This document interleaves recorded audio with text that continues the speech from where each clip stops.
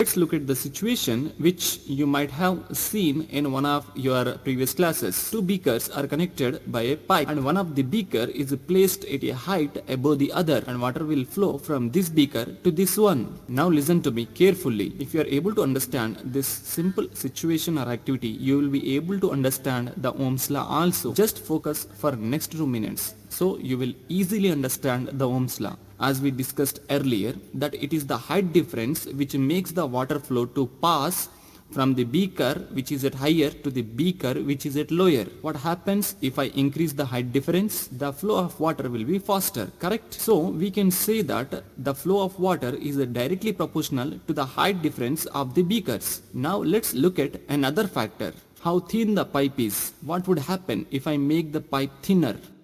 The flow of water will become slow, right? That's correct. Thinner the pipe, slower the flow. So we can say that a flow of water is inversely proportional to the thinness. Looking at these two relations, we can say that a flow is equal to capital H by small t. The flow is directly proportional to the height difference and inversely proportional to the thinness of pipe. Why did I give this example to you? Did you get any idea? Did you figure it out? Because it is related to the Ohm's law. The flow of water is related to the flow of current.